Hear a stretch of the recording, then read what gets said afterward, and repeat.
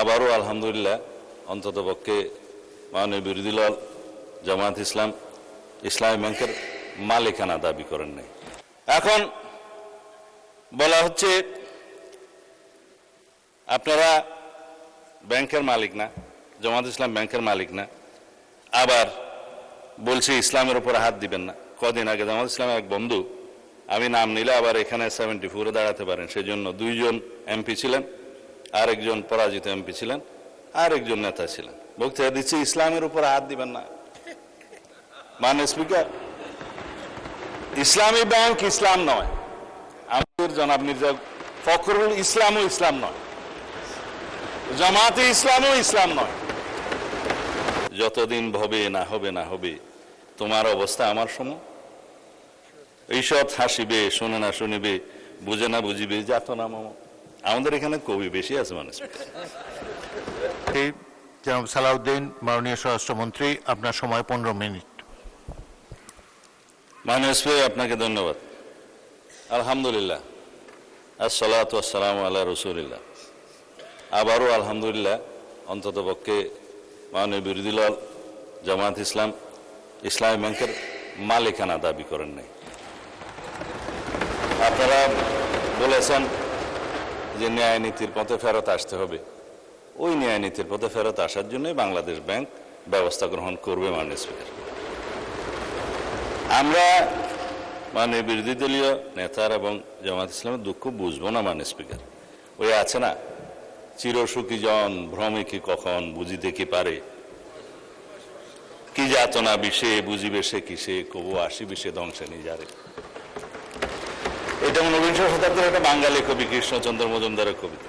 তার আরো কয়েকটা লাইন আছে, যতদিন ভবে না হবে না হবে তোমার অবস্থা আমার সম, ঈষৎ হাসিবে শোনে না শুনিবে, বুঝে না বুঝিবে যাত না মম। আমাদের এখানে কবি বেশি আছে মানুষ। তো এখন বটম আপ করি। মাননীয় বিরোধী দলীয় উপনেতা বলেছেন যে শেয়ারগুলো ডাকাতি করে কিনে নেওয়া হয়েছে। ইবনে সিনার 2% শেয়ার ছিল। মাননীয় স্পিকার, ব্লক মার্কেটে 3 গুণ দামে তারা শেয়ার বিক্রি করেছে। এটা তো রেকর্ড। পাবলিকলি লিস্টেড কোম্পানির শেয়ার ব্লক মার্কেটে 3 গুণ দামে বিক্রি করা হয়েছে। এছাড়া বর্তমান শেয়ার হোল্ডিং স্ট্যাটাস অনুসারে এখানে মাননীয় অর্থমন্ত্রী এখানে আছে 81%, 92% বোধহয় একটা গ্রুপের। তারা যেভাবে বললেন আমি জানি না খতিয়ান, এটা স্ট্যাটিস্টিক্স বলছে, দয়া করে আপনারা না বললে খুশি হবো, আপনাদের বলার সময় আমরা বলি নাই। আর শেয়ার হোল্ডিং এর যারা মালিক তাদের কাছে মাননীয় বিরোধী দলের নেতা নোটিশেই বলেছেন দেশের অর্থনীতি, ব্যাংকিং খাতের স্থিতিশীলতা এবং কোটি কোটি গ্রাহকের স্বার্থ রক্ষার লক্ষ্যে ইসলামী ব্যাংক বাংলাদেশের শেয়ার সমূহ বৈধ প্রকৃত মালিকদের নিকট প্রত্যার্পণের জন্য প্রয়োজনীয় ব্যবস্থা গ্রহণ করা হবে হোক। সেই বৈধ এবং প্রকৃত শেয়ার হোল্ডারদের কাছে এই মালিকানা ফেরত দেওয়ার যথাযথ ব্যবস্থা গ্রহণ করা হবে। মাননীয় স্পিকার, এখন কারা কত % শেয়ারের মালিক সেদিনও বক্তৃতায় বলেছিলেন প্রকাশ করা হোক। মাননীয় অর্থমন্ত্রীকে অনুরোধ করছি, বাংলাদেশ ব্যাংকের গভর্নরের কাছে অনুরোধ করে জাতির সামনে প্রকাশ করা হোক। শেয়ার হোল্ডাররা তারা কিভাবে খরিদ করেছে, দ্যাট ইজ ডিফারেন্ট ডিবেট। সেটা দুদকের তদন্ত হতে পারে, মামলা হতে পারে, but share holder is share holder. Publicly listed কোম্পানির মধ্যে সেটা আলাদা ডিবেট এবং আলাদা তদন্ত হতে পারে। এখন বলা হচ্ছে আপনারা ব্যাংকের মালিক না, জামায়াত ইসলাম ব্যাংকের মালিক না, আবার বলছে ইসলামের উপর হাত দিবেন না। কদিন আগে জামায়াত ইসলামের এক বন্ধু, আমি নাম নিলে আবার এখানে 74 দাঁড়াতে পারেন, সেজন্য 2 জন এমপি ছিলেন, আরেকজন পরাজিত এমপি ছিলেন, আরেকজন নেতা ছিলেন, বক্তৃতা দিচ্ছে ইসলামের উপর হাত দিবেন না।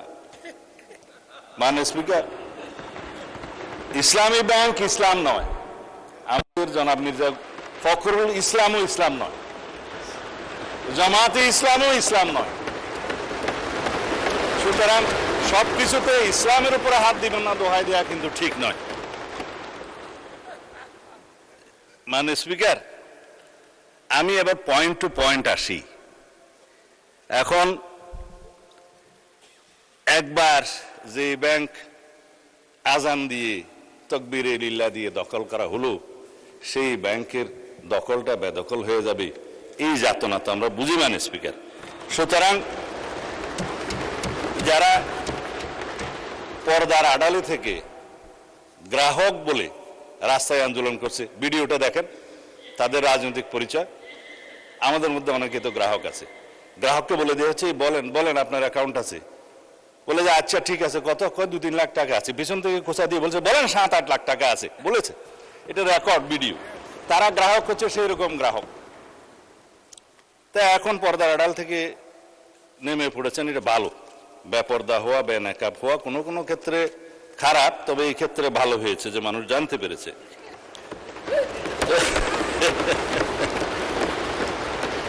মানে স্পিকার, এখানে আরডিএস নামে একটা প্রকল্প আছে। সেই প্রকল্পের, এটা হচ্ছে ইসলামী ব্যাংকের একটা ফ্ল্যাগশিপ প্রকল্প। এই প্রকল্পের মূল হচ্ছে পল্লী উন্নয়ন প্রকল্প নামে, যেখানে 5,000, 10,000, 20,000 টাকা পর্যন্ত লোন দেয়া যায়। নারী গ্রাহকের সংখ্যায় বেশি। ভোটের আগে 10,000 টাকা করে অনেক নারীকে দেয়া হয়েছে। লাইনে আমার এক ভোটার জিজ্ঞেস করছে, আমার এক কর্মী, মা আপনি কোথায় দিবেন? বলছে যে বাবা, বলছে কোরআনের দল, না দিলে তো জান্নাতে যাওয়া যাবে না। 10,000 টাকাও দিয়েছে, বলেছে এটা মাফ হয়ে যাবে, আরো 10,000 টাকা পাবো। এইভাবে মানে স্পিকার, মুনাস হিসাবে দাঁড়িপাল্লায় ভোট দিলে জান্নাত পাওয়ার নিশ্চয়তাও দিয়েছে। এই আরডিএস প্রকল্পের মধ্যে কত হাজার কোটি টাকা ডিস্ট্রিবিউট হয়েছে জানেন? 22,000 কোটি টাকা ডিস্ট্রিবিউট হয়েছে।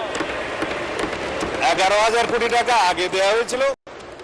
এই 5ই আগস্ট 2024 পরে নির্বাচনের এই বৈতরণী পার হওয়ার জন্য আরো 11,000 কোটি টাকা দেওয়া হয়েছে, এর কোনো হদিশ নেই। তবে একজন নারী ভোটারের কথা তো বললাম। ভোটের আগে আমরা প্রায় সময় দেখছি মানে স্পিকার, আমরা তো লেজিটিমেট গভর্নমেন্ট, ভোট টুট পেয়ে জনগণ আমাদেরকে এখানে বসিয়েছে, কিন্তু ইলেকশনের দিন পর্যন্ত আমরা একটা ফেসবুক গভর্নমেন্ট দেখেছিলাম মানে স্পিকার, প্রচারণার মাধ্যমে।